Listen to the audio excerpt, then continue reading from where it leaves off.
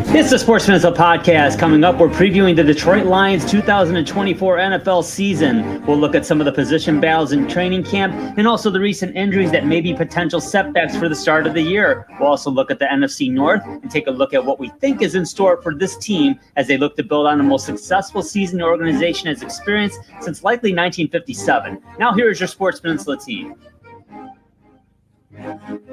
Welcome, everybody, to the Sports Peninsula Podcast. My name is David Jasinski-Drew, and it is Tuesday, August 13th, and we are back talking Lions football. Took a little bit of a hiatus from football a little bit to rest ourselves during the summer after the draft, but we're back again. We're talking, we're going to preview this Lions team and the NFC North for that matter, and joining me to help me with that is our roundtable first coach, Andy Shield, Marine City Mariners. Coach, how you doing? Doing well, Drew, doing well. That's football season's abound at the high school levels. It was day 2 of practice for the year, and everybody's underway, and 'tis the season, as they say. Yes, it is. Yes, it is. It's a great time of year. Definitely a great time to be a football fan. And joining us again is Detroit's finest, Justin Merrickman. My brother, we haven't seen you in a while. It's good to have you back. It's good to be back, and it's good to be back with you guys talking Lions football. Best time of the year, hopes and dreams, and everything is, looking good so far. So we'll see how it unfolds before the, start of the NFL season. Yeah, I mean, let's kind of set the stage right before we go into training camp here. I mean, we come off the 2023 season. In our lifetime, the most successful season the Lions have had since 91, and I'd argue was more successful than that even. And they haven't won anything since 1957. I mentioned in the intro. So this was one of if not the best season they've had since 57. You parlay that, you go into the draft, and what a success that was. And Coach, before we get into camp, talk about your draft experience, because you got to be down there. Justin, I know you were down there. What was it like for you down there, Coach? Oh, really, it's the largest scale event I've ever been to in the city of Detroit. It's not even close. Much larger footprint than the Super Bowl. If you didn't take it in, if you didn't go, it's very hard to describe just how big and massive it was and how well it went. It was fantastic. An epic event. And I went to day 2 and day 3. And really by day 3 is when you could really kind of take in the whole, the whole experience, because, it was a little tougher to access certain areas during day 1 in the first round and really even, throughout the majority of the second round. But that was a fantastic thing, which really, it just, the football feeling in regards, and it's led and directed by the Detroit Lions. It around here is just different, and to compare that to those times, it's very fair. I mean, it's very fair to say those things about best. I mean, it kind of is the best season since 1957. You don't really have to debate it too much, really. But it's like it's almost like we've had it for a while now. I don't think anyone should, and this is my only concern, really, of anything whatsoever, because we can't control a certain, set of variables, namely with injuries. Yeah. If this doesn't go according to plan, if this, really, there's only one more step to take. We have to see that. Yeah. We've really reached, a great height last year, one of which we can really only do one more thing, or, well, I guess 2 more things: go to the Super Bowl and then win the Super Bowl. But if we don't get there, it doesn't mean we're in decline. If we don't go to the NFC Championship game again this year, we have to look at the reasons why that's the case. Because really, I do feel that, yes, in part through the draft, but by and large, even more, this roster is just fortified with such a foundation to it that. I mean, I just really don't think we're going away anytime soon. Things are different. They're just different. I would definitely agree, Coach. Justin, what were your experiences down there at the draft? Well, first and foremost, being in law enforcement, especially in the state of Detroit, this was the first of many tests, with new development coming down, events, coming down to, the city of Detroit. So we really place an emphasis on safety first, and that happened. I can proudly say that we had a total of only 3 arrests through the whole duration of the NFL draft in Detroit. Like Coach said, fans are just buzzing. They love their football as much as we do, officers. So it was great. They even had a special thing for us with NFL draft badges and challenge coins with our badge numbers on there. So that was a real treat. So it was a good feeling that we kept everyone safe because it was such a large event and people felt safe down there. They loved it, let loose, and, bringing their, families down there, just enjoying, if you're out of town or whatnot. So I'd go far as to even say that it was more enjoyable and probably more safer than the Super Bowl when I was here, when Pittsburgh and Seattle faced each other. So monumental success by my department. And I think it was a success of the city of Detroit and the state of Michigan. And I've heard nothing but good things, online, in person, being told, in person is just great. And to echo what Coach is saying, it's not the end of the world if we don't make it, this season to the NFC Championship Super Bowl. Of course, that's the goal. That's the ultimate goal. Once you taste a little bit of that, I think we can all say that we've seen this in all sports.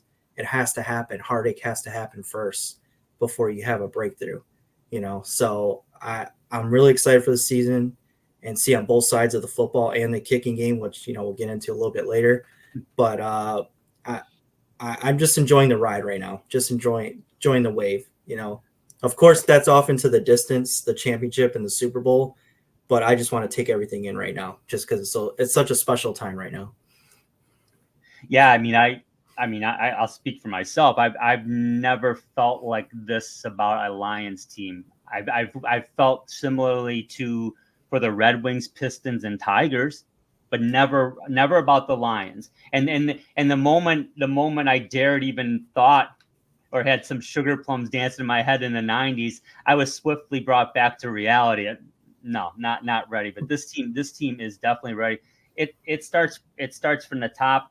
Sheila Ford Hemp, has done a fantastic job as owner.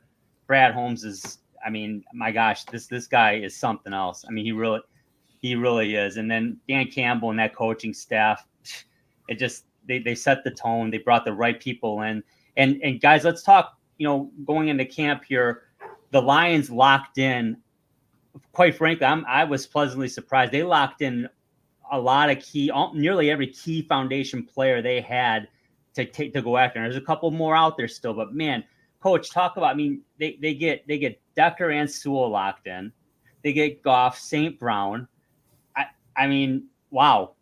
It's just I don't know how I'm kind of scared to look at how the cap's going to look in a year or two, but I trust Brad Holmes. But those are guys you got to build around. Talk right about those. Yeah, they're dedicating resources to who they are perceiving and identifying as the pillars to the core of this organization. And really you're gonna have 5 to 6 of them all together, between offense and defense, of players that are extended to at least the strongest portion of the market value that they are worth. And the great trick is to try to get out in front of that, right? And I think we saw them do that a little bit on offense, and also age can dictate that as well to a certain degree. I think we've really done it on the offensive end. You got your bookend tackles; those are going to be the guys that they're going to make a living with for here into the near future. There's probably a little bit less, I guess there's a little bit less stability in the interior of the offensive line.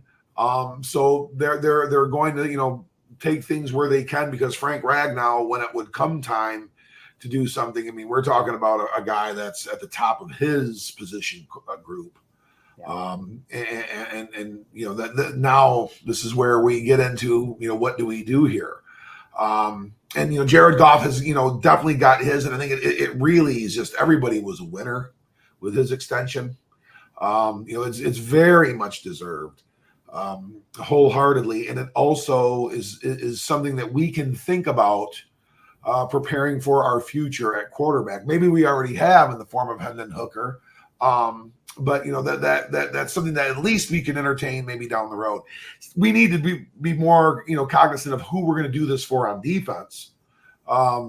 As we move forward here, we have some resources really allocated in the defensive backfield, some young ones, and we have Aiden Hutchinson, and we have some different players there too, Aleem McNeil, different players that we really need to think about how we're going to continue to extend the pillars of the core of the team. And then you have the magic, Brad Holmes, who is going to, keep recycling then that core as it is a bit interchangeable to the rallying pieces of those core pillars. Yep. So, those are very important things. Those are very important things to have addressed so that we can, kind of just get down to the brass tacks, making sure that this roster is as solvent as possible. Yeah, you're right, Coach. And Justin, Coach touched on a couple of names there, Aleem McNeil and Aiden Hutchinson, and then you've got all that youth in the secondary. Brad Holmes got to be careful. I mean, we love Aleem McNeil. Don't get me wrong. I mean, I have no doubt he's likely going to be a Pro Bowl player this year. I feel that strongly about him. And by the way, DJ Reader will join him hopefully week 4. I heard he's pretty good. So, but if you overextend yourself with McNeil and Hutchinson, you might as well kiss that secondary goodbye because you ain't going to afford them. So I don't know. I mean, it's capology and math, but Justin, I mean, it's a good problem to have, isn't it? To have this much talent on the defensive side of the football. It is. And to think back, when Jared Goff first got here and Dan Campbell was our coach, this discussion right here was just worlds away. I mean, we wouldn't even touch it, But you're right. Like you said earlier, I would like to see how this cap is going to pan out here, in a couple years. But I think Brad Holmes is playing, chess and everyone else is playing checkers, because now with Coach saying, with the players that he's solidified and signed, that sets a precedent, for the rest of the league and the players saying, hey, I need this, or, look at that. Look how many years they got. I want this. I mean, we're currently seeing that play out with Brandon Ayuk and the San Francisco 49ers, which that continues to be just, going back and forth like a tennis match.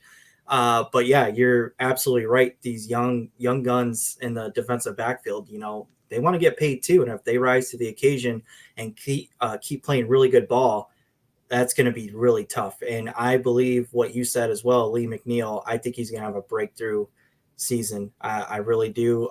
We saw that last season. He was, right there and making, insane amount of plays in that Giants game. He just completely dominated, that was great to see. So it's going to be a juggling act for sure. But like Coach said, hopefully we just keep that core group intact, and then we're going to have to recycle. That's going to have to happen in the defensive backfield. So, but hopefully we'll hold off on that for a little bit more. Yeah, you're right, Justin. I think what's great too is they really have a solid 3-year window with this crew. And that's not to say, and then it's a rebuild. No, not at all. It's just you got to make some decisions at that point. But you keep drafting the way Brad Holmes is drafted. You churn, like you said, Justin. You will find talent, and that's the Patriot way, the way it's supposed to be in the GM room, in the draft room. But the talent's on the field, Coach. And my gosh, I'm just looking at. We'll talk offense first. Just looking at this team, I don't see a weak positional group on this team. There's some positional groups that are outstanding, but even back in the 91 season, you could say every group was pretty good, but quarterback, you had a lot of injuries. And then in 95 was similar, but at quarterback, you had a lot of question marks. That's not the case here with this Lions team. What do you think about this offense going into 2024? Yeah, I mean, it just really what hangs in the balance is the health of that offensive line. If we can get them to, if they stay healthy and they stay together, I mean, we are going to have a similar result. They will dominate time of possession, will run the football extremely well. Jared Goff is going to have time. We'll have great production out of multiple, passing game threats, receivers. It'll be one of the more highly, productive, high octane offenses in the NFL, just as it's been the last couple of really year and a half, right? Yeah. Or really 2 years. Yeah. So that's what you hope. I do have question marks in regards to the depth of the offensive line. That is a concern because as goes the health of that position group. Really goes, I think, our fortunes in regards to being as productive as we need to be to get to that last level that we're looking to achieve. It's far too early to say, but it has appeared Giovanni Manu has struggled at times with some of the physicality. There's definitely going to be some growing pains with that draft pick. It's a relatively high pick, yes, for a guy that's so much of a project, so to speak. Oh, it's fair. But it's really in regards to the talent level in which he played against was probably somewhat similar to a lower level Division II U.S. program. So, I mean, he's just seeing things at speed and size that he never saw before. He has the measurables, those are the things, Colby Sorsdahl, just how versatile can we get him to be? Can he be, and he's a very sharp kid, and he's very, gritty and tough. He's a grit guy. There's definitely for sure. But and he can play 4 different positions on the field, but can he keep getting better? Can we keep getting more out of Colby Sorsdahl? How long can Dan Skipper hold up as that extra tackle and that sixth offensive lineman that he's really become with the Lions? So, and Zeitler and these guys, their health, keeping them going. Obviously we didn't mention Graham Glasgow, and I mean that just seems to be his deal. I mean, he just always just kind of smooth and does his job. But I mean, I guess that's what he's steady Eddie. I'm not very worried at all about Graham Glasgow. But you touched on something there, Coach, about the injuries. Last year, Graham Glasgow was the luxury they had with injuries, and he stepped in. This year, he's already starting. And by the way, Zeitler's already out with a shoulder injury. So the concerns are there. Yes, it is. And, we're looking at, and then, Christian Mahogany has not been able to perform because of an illness. Just starting to come back now, I think. That's important. Yeah. That's important because, he is a guy that could be one of these day 3, second string, third string guys that somehow winds up on the field and, before you know it is supplanted, Zeitler's the starter, for 2025. That's that for me. That's where it really, rests right there. It's the best position group on our team. It's the best part of that offense. And really we're going to live and die by it. Yeah, you're right about that. And so far, I mean, we know what we've got. I mean, I don't think there's a fan in Detroit to trade that group for any group in the league. So, but again, it's all about health. But there is depth. It's just a lot of unproven depth. And, some of it's going to get tested early. And Justin, I know a lot of people overreact to the preseason. Yeah, I really had, the only thing I wanted to see was a couple of players, see how they performed. I didn't grade that offensive line at all. You're talking about literally another 5-man group that probably hasn't played a ton together. I wasn't going to judge them based on that performance. But Coach is right about the injuries, no question. Now let's talk about the skill position area, Justin. Jahmyr Gibbs, he's got a hamstring. We don't know how serious that one is. I know we're thankful it's not a high ankle or a knee. I'll say that, but a hamstring can be a real son of a what. Let's talk about that.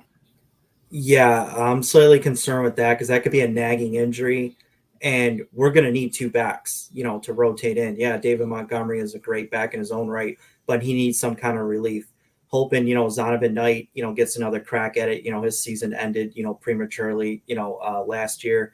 So, and he looks, to want to get some kind of redemption and to get out there.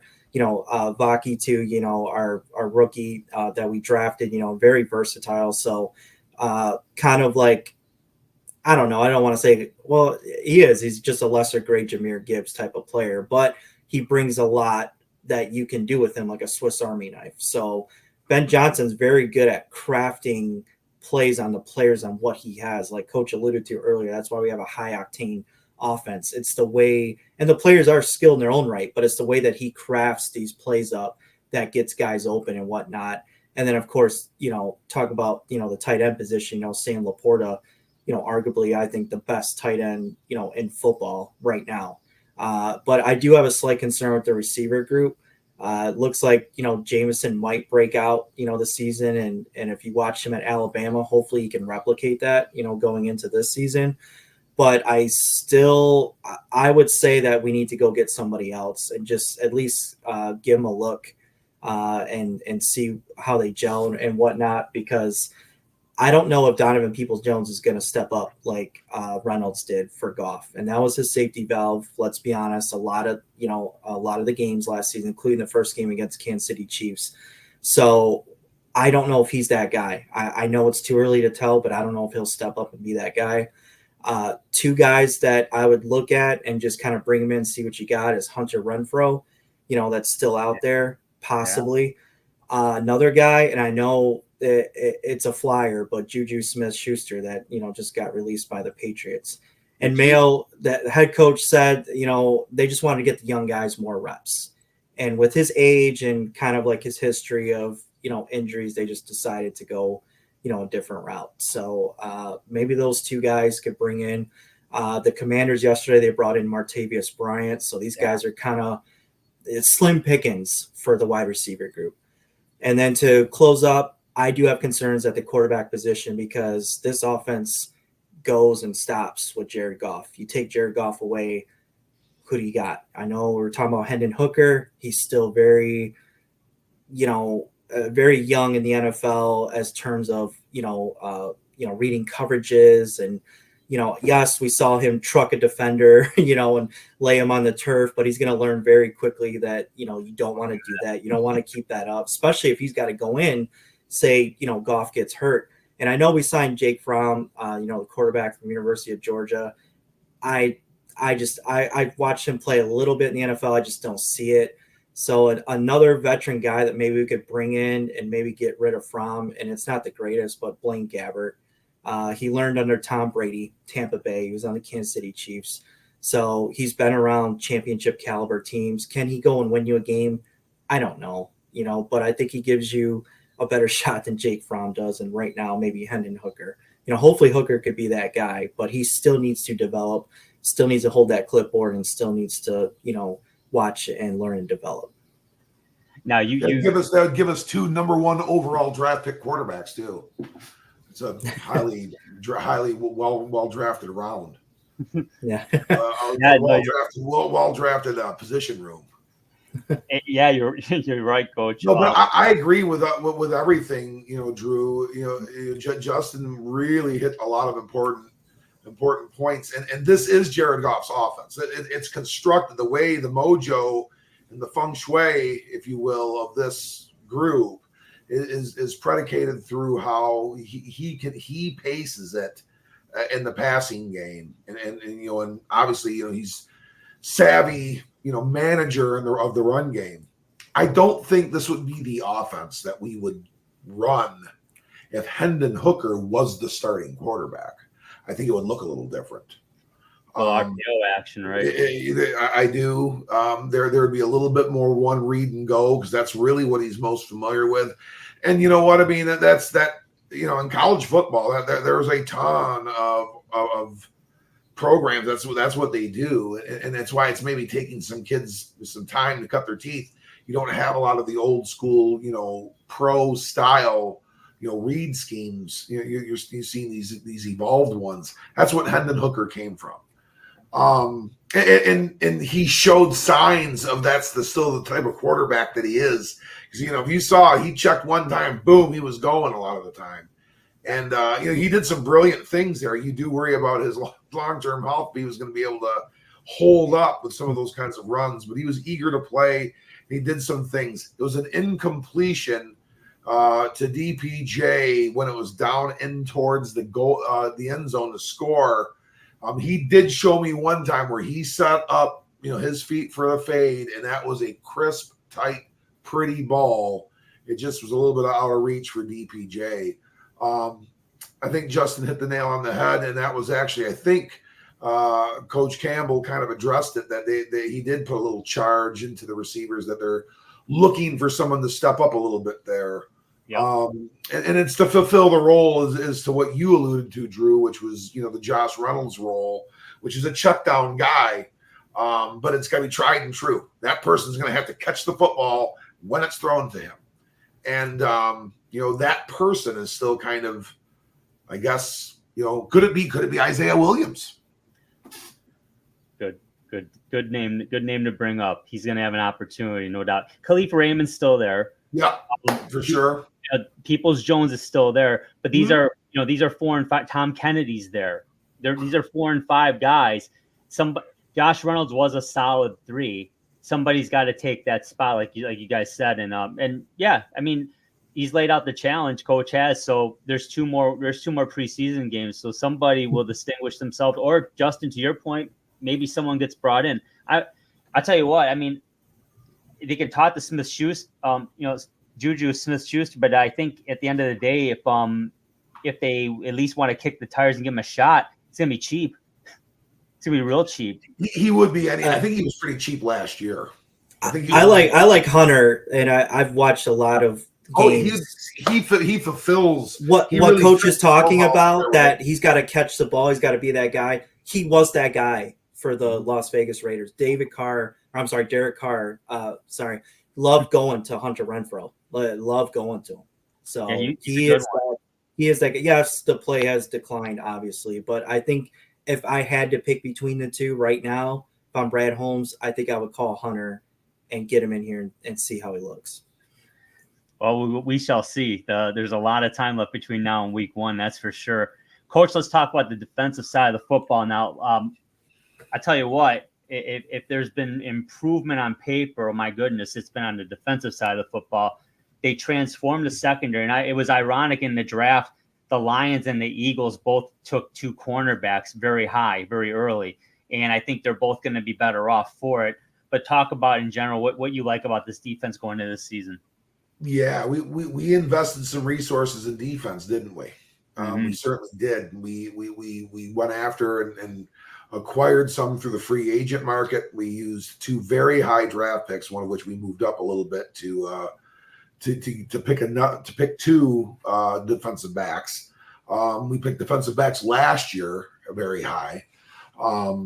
We really identified that we needed to make some changes there into that position group and strengthen it. It does appear that we have done that. Cameron Sutton's gone. Chris Gardner's gone, or CJ Gardner-Johnson's gone.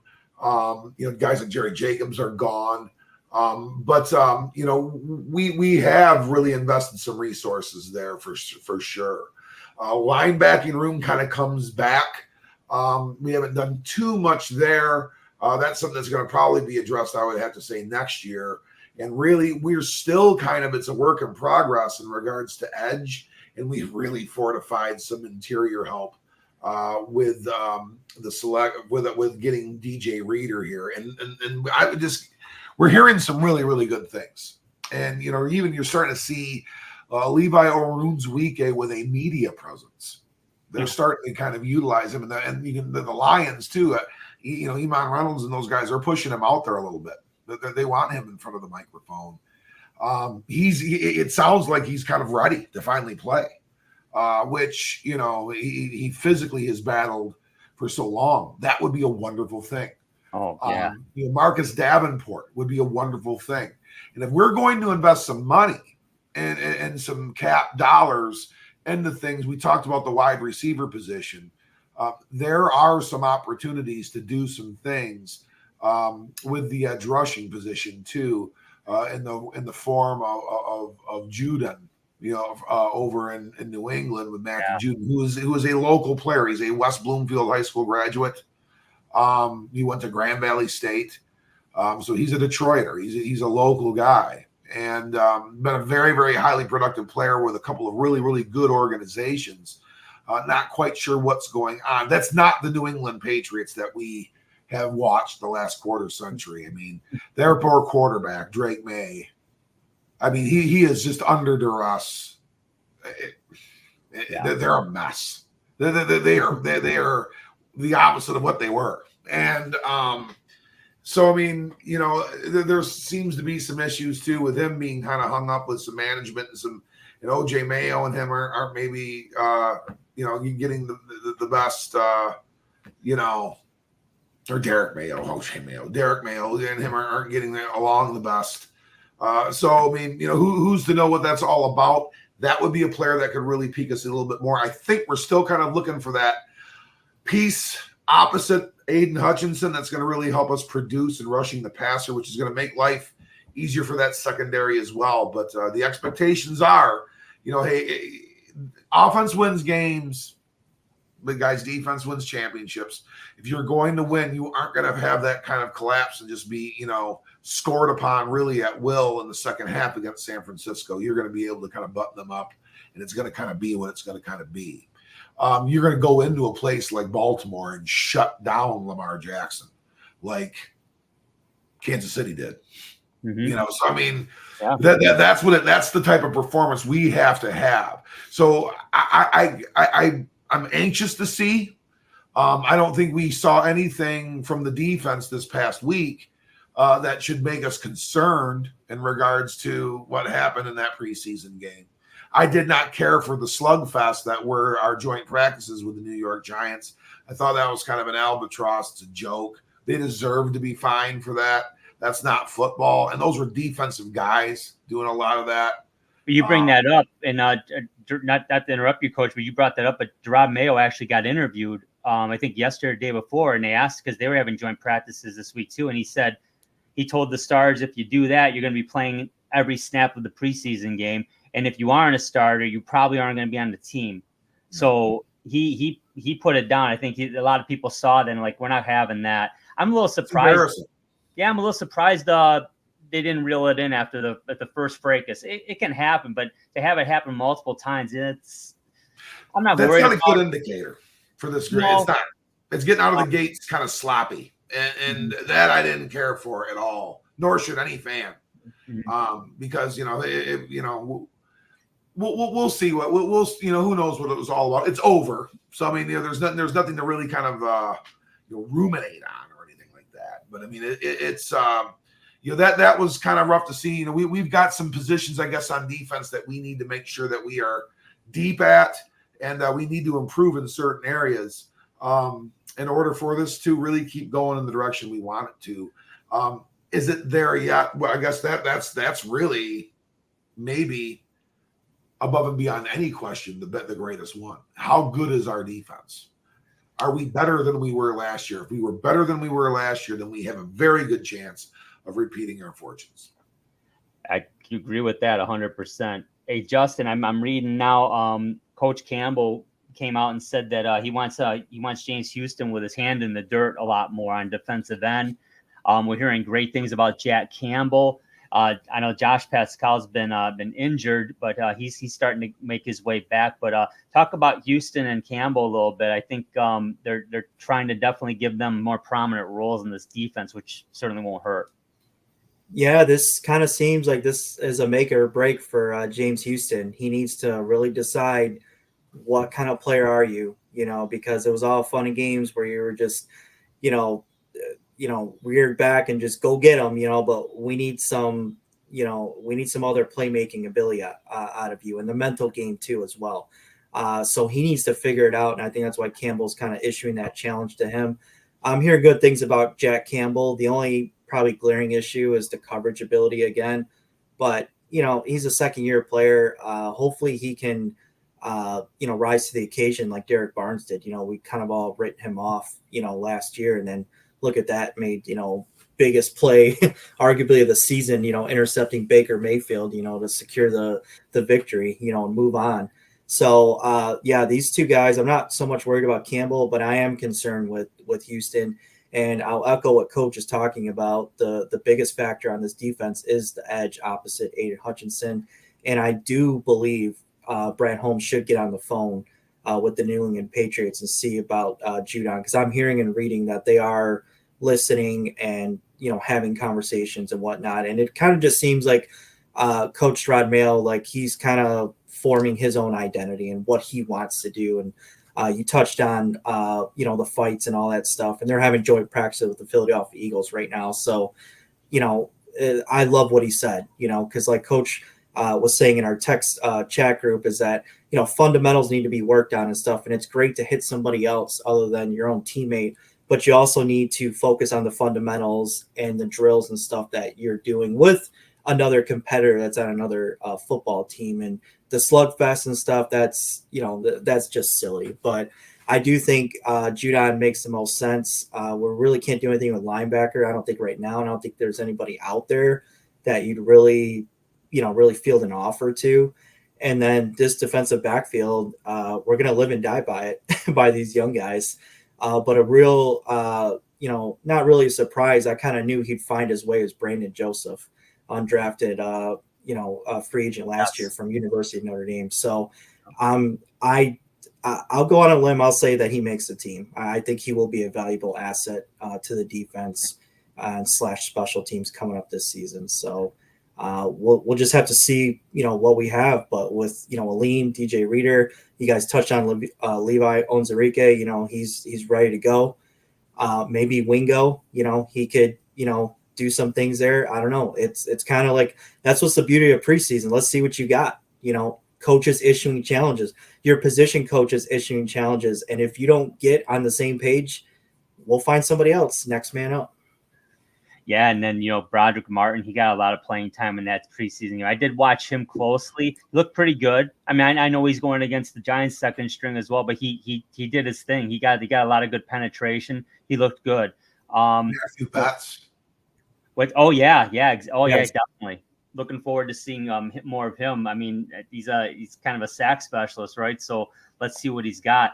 I mean, defensively, certainly on paper, they're a lot better. Carlton Davis in trade from the Buccaneers. He's a solid corner. He's definitely starting. Robertson's definitely a savvy veteran. He's competing hard.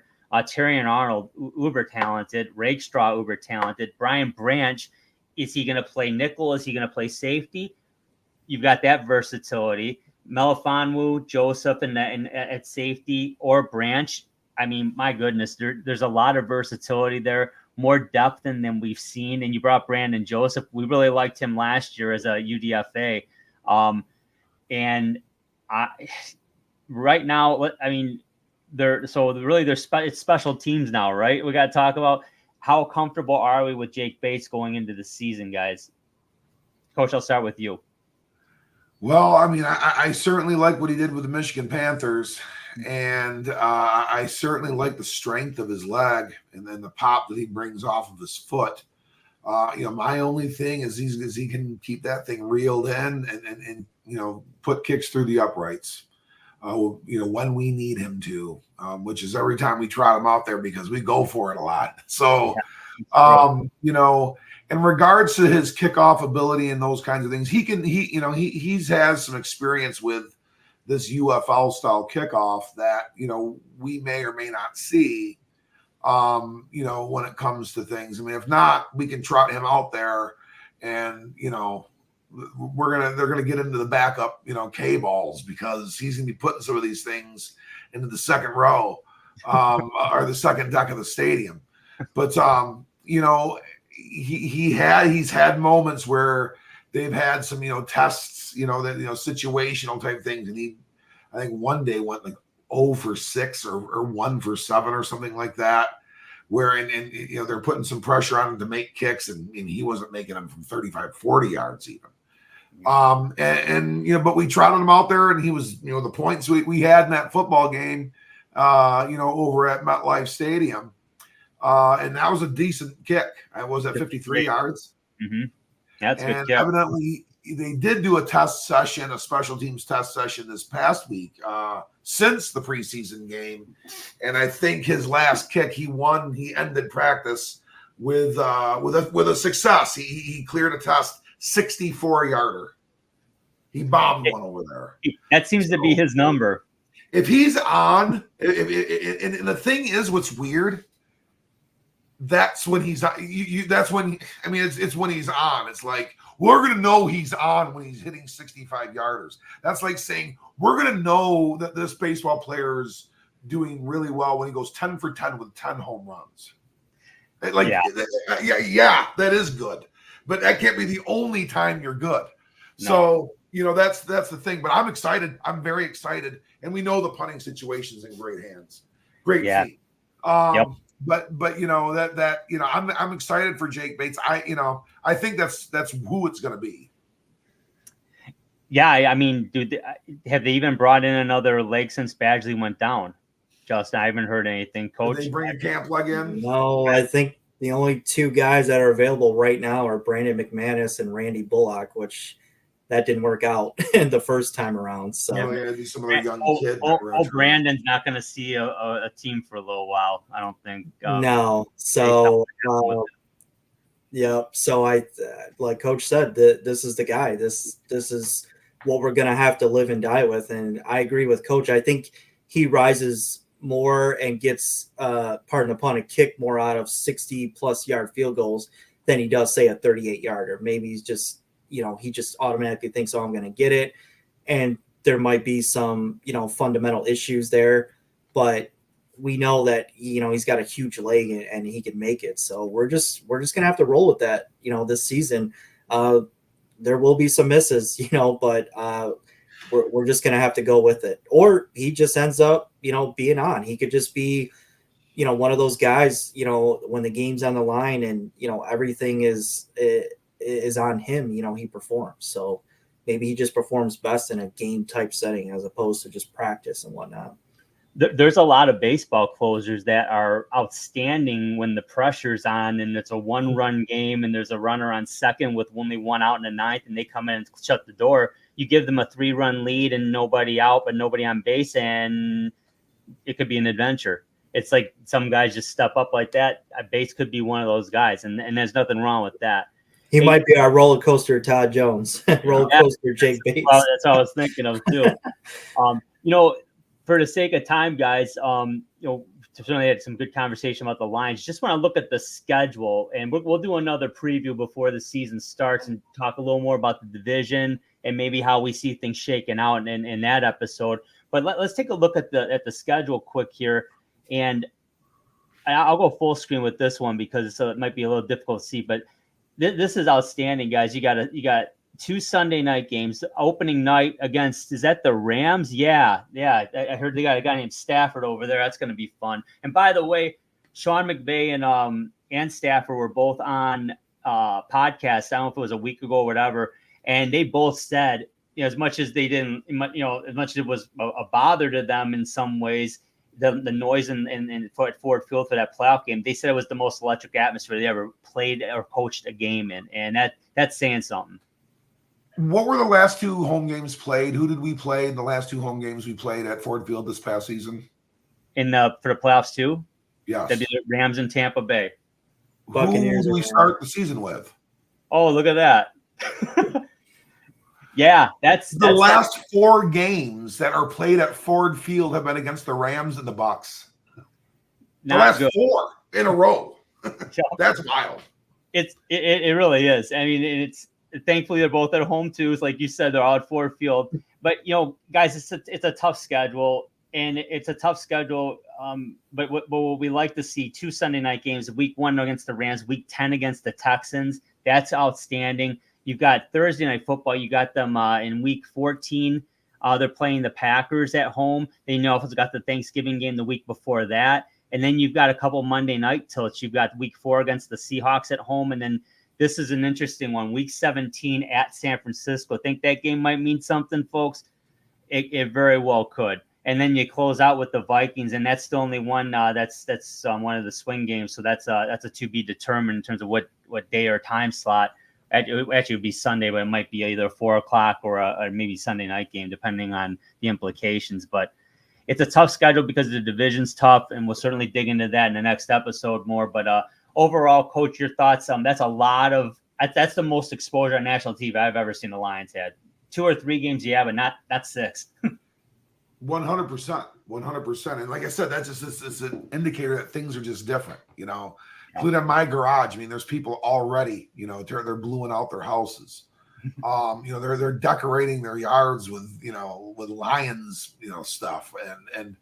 And yeah, we are a national TV focus now. We're playing games all over the time slots. So I mean, and that's great and it's exciting. Those are really, really great things to finally be, because we haven't really ever had that in this modern era of NFL football coverage in regards to games and those kinds of things. So I mean, that's certainly is super exciting. And I look at that schedule, and like I said, we're going to itemize it more, and we'll go down and do our predictions. And I was the guy that said he didn't want to do any predictions before we started doing this episode. But I could see it going really, really, as long health providing, that goes really, really well out of the gates. I mean, looking better than even last year. It's the close. That's why we need to be so rock solid and strong on defense. The back end of that schedule is so difficult. I mean, there are some tough games. That's a gauntlet. And, I know I share the opinion. And if you go right up into the bye, okay. I mean, there's certainly some games we can lose, but I mean, we're 3 out of 4 of them are at home. We play at Arizona. That's going through some different coaching things there. When's it going to be? When's the time going to be when we beat the Seattle Seahawks at home? I would say it's going to be pretty soon. Yeah. So we can go into that bye week at 4-0. That's very, very distinctly possible. Then there's some difficult games in there. But again, I mean, I think the Lions would really, really look forward to playing in Dallas again. I do. Oh yeah. I think they're very excited about that. The Minnesota Vikings play great defense, but they are definitely some things with that back on that last month. Because I hate saying it, but I know I hold the same opinion. Jim Scarcelli holds the same opinion as me. The Chicago Bears are different. Yeah, they are. The Chicago Bears are different, and we're going to be playing them in the back half of the season, which, yes, injuries can plague them, or they could even get better and more seasoned.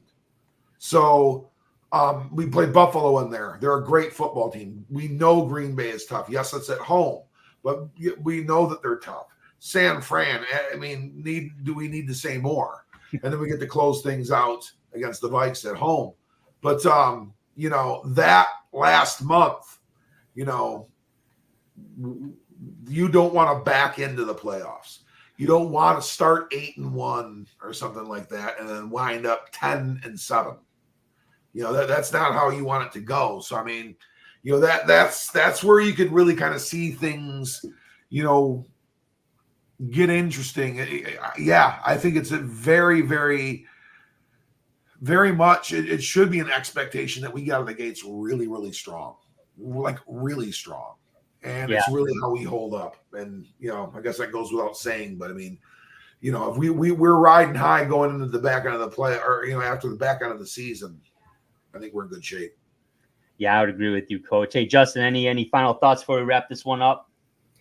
Yeah, talking about the schedule, going over it, I really don't like that bye week in week 5. I think that's going to be a true test for this football team, the Detroit Lions. Hopefully injuries don't plague us or anything pops up, because like Coach said, that back half of the schedule is absolutely brutal. Those are some playoff teams, and like Coach just said, the Bears are, let's just face it, they're probably going to be a lot better, this season. They're not going to be a pushover, but one game in particular I've extra circled, get redemption on, revenge, whatever you want to call it, is that Cowboy game. It sounds like Jerry's world is kind of falling apart down there. Yeah. Prescott's kind of got a lingering, injury issue, whatever you want to call it. And then CeeDee Lamb wants to get paid. So, and he doesn't care less about it. Exactly. So we kind of need, and it's at their stadium again. It's down in Texas. So we need to go ahead, get that one back for us. So if we come out of that bye week and then end up, winning in Dallas, then that'll be great. We really need, like Coach said, we really need to put a stamp on things fast and early and really get up on these teams and show them, yeah, we're not messing around. We're on a mission. We're going back to the NFC Championship game. And that's how you do it with those first 4 games before the bye week. Cannot mess around. No, definitely not. It's the one of the pitfalls of finishing in first place, right, guys? You end up playing the two teams in the other NFC divisions you're not playing in your spot. That's why Tampa's on the schedule. That's why Dallas is on the schedule. And then you have that at-large game, which that's why Buffalo's on the schedule. Everything else is scripted. You're playing, but unfortunately for the Lions and everyone else in the division's tough. And you're playing each other twice. And then they're playing the AFC South this year, which I wouldn't say is the strongest division in football, but I wouldn't say there's a pushover team in that division. There's a lot of young talent there. But there's that. I mean, if you had to pick, that would be the way you'd want to go. But the Colts could be really tough this year. Indy will be a very tough place, tough environment to play in. I mean, the Jaguars they're tough. Tennessee, they've got a lot of talent, but they did lose Derrick Henry, so we'll have to see what happens there.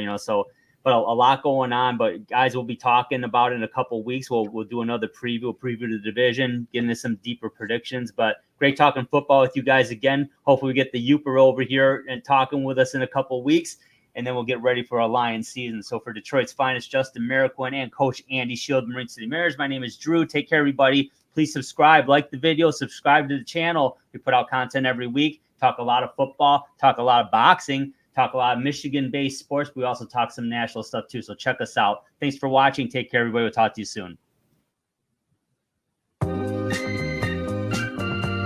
This has been the Sports Peninsula Podcast. To subscribe to the podcast, simply click the subscribe button on our YouTube channel's homepage and give us a like. You can also follow our audio podcast on multiple platforms, including Apple Podcasts, Amazon Music, and Google Podcasts, just to name a few. Give us a follow on Twitter. Our handle is @SportsPPodcast to check out our latest releases. Thank you again for watching and for your support. Remember, when you want to hear all about sports in the great state of Michigan, there is only one Sports Peninsula Podcast.